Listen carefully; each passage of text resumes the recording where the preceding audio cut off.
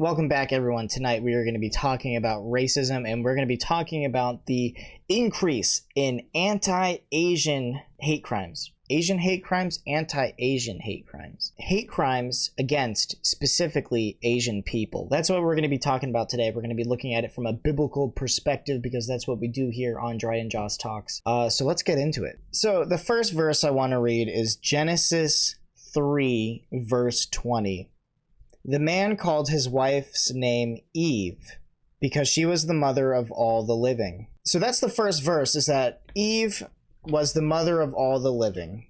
And then we could always go back to the famous anti-racism verse in Acts 17, verse 26. And he made from one man every nation of mankind to live on all the face of the earth. Biblically, we're all from one couple. Really, that's it. We're from one husband and wife. Biblically, what we can deduct here is that racism is stupid because, first of all, we're all one race, the human race. There are different ethnicities, which means family groups. So that's how we get white people, Asian people, black people. We get different color people. But in reality, we're all the same person. We're all the same being. We all come from the same lineage, the same line. But due to microevolution, we all have different features. What we learn biblically right off the bat is that racism is dumb because you're hating an entire family of people that you're not really any different than. We're all humans. So technically, I guess racism doesn't really exist because there's only one race. But hate definitely exists, and that hate is a sin. We know that. Hate is a sin. We know that if we even call our brother a fool, we've committed murder in our heart, as Jesus says that. I want us to be thinking about this, about how hate and racism and all of this obviously is a sin. It's very prejudiced. It's very evil to have a preconceived notion of an entire group of people, judge them based on that, usually typically on the color of their skin. Very stupid thing to do. Now that we know all this, let's go into a video I saw which sparked all of this in my mind. So I was scrolling YouTube on my phone. I don't have an ad blocker on my phone, so I saw this ad.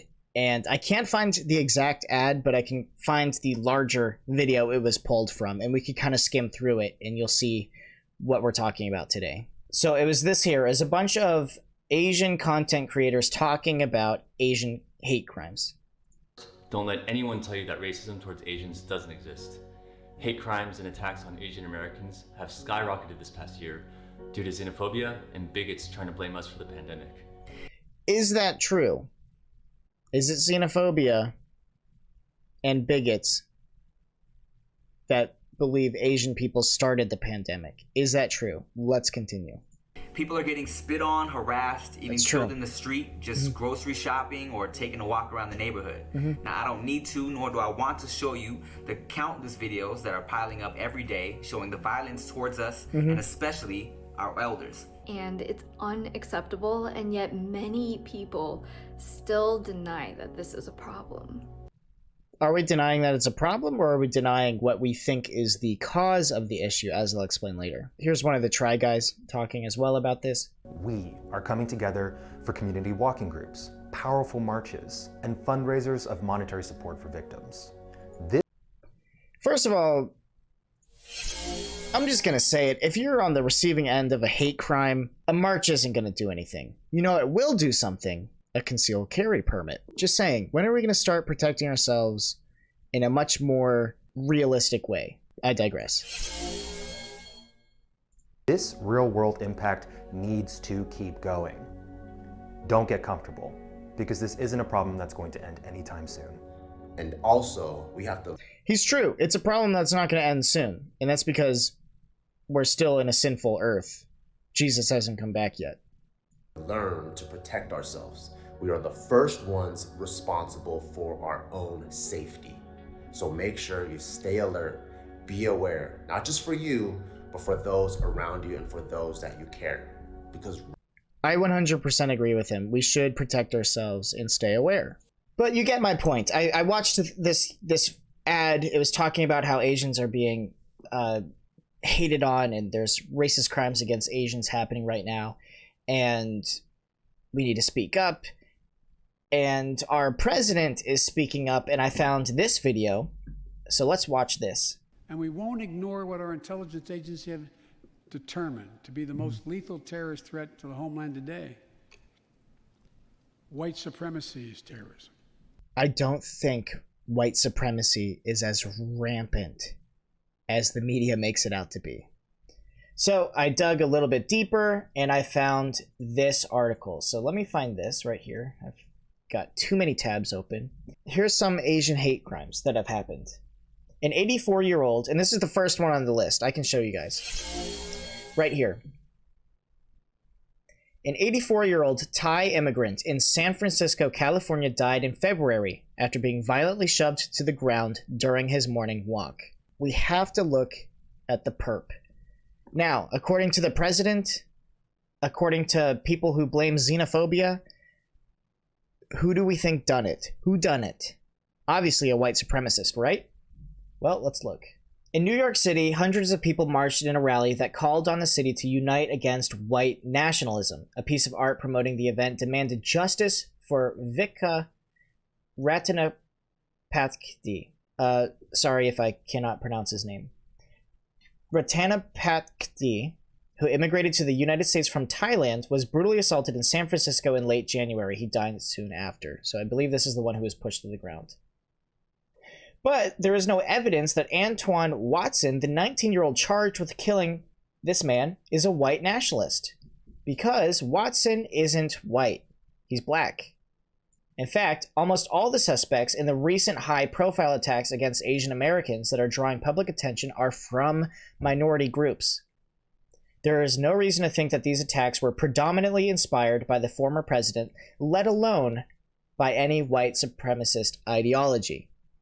Now, I have another case for this. 2 Asian American women were stabbed at a San Francisco bus stop. Eyewitness reports say the assailant was casually walked away in broad daylight. So, 2 women, San Francisco again. I don't know why San Fran is just the worst for it. Here's the story. 2 older Asian women were stabbed on Tuesday while waiting for a bus in downtown San Francisco, authorities said. The attack occurred amid a spate of anti-Asian violence in the country since that start of the pandemic. The women aged 84 again. What's with 84-year-olds? I'm sorry. 84-year-olds. Maybe stay home a little bit. 84 and 63 both remained in the hospital and are receiving treatment for multiple stab wounds. Why? Why is this senseless violence? The San Francisco Police Department arrested 54-year-old Patrick Thompson. That's a pretty white name, you think? But notice how they don't say his race. If he was white, the media would jump on it. The media would pounce to say, yep, this goes with our narrative, white supremacy. Patrick Thompson, I looked it up, is this man here. Another black man. Filipino-American recounts brutal attack with a box cutter on the New York City subway. Nobody helped. He was slashed with a box cutter from ear to ear. And let's scroll down. Here's our suspect. Again, not a white supremacist. Asian father brutally attacked while walking with his 1-year-old child in San Francisco. Again, it's always San Francisco. And let's see the cops. So here he is. And right there, another black man attacked a father with a 1-year-old child. So all these Asian hate crimes don't really seem to be from white supremacy. Now here's some takeaways. First of all, I don't want to say black people do all crime. That would be foolish to say. That would be stupid.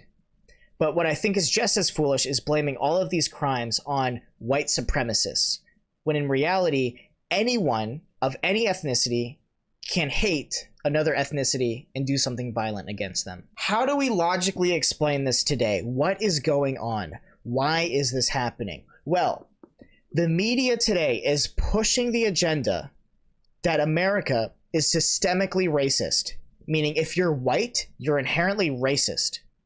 But if you're black, the opposite of this is just as bad, just as racist. Just as racist as saying all white people are racist is saying that all black people will never be successful. because the system is against them. We as Christians know that this is not true. As Christians, everyone, white, Asian, black, Hispanic, anyone, was made in the image of God. We're made in the image of God. We all have the ability to excel, to learn, to grow, to do and be better. But the world is telling us differently. The world is saying white people are automatically racist, black people automatically will never be successful. What I kind of tend to think about why specifically black on Asian crime is I think, let me put myself in their shoes. If I'm told all the time that I'll never be successful because I'm black, and I see Asian Americans, the most wealthy group in America, yet also a minority. It's a minority that's the wealthiest in America. I'm going to hate them. I'm going to be jealous of them. Yeah, just like the Bug is saying. I'm going to be jealous of them. I'm going to hate them. And that's part of the issue. Now, the other issue that's going to happen, and this will happen, you will see a revolt, you'll see a fight back, you'll see a vicious snap back, you might as well say. You know, like a snapping turtle snapping back.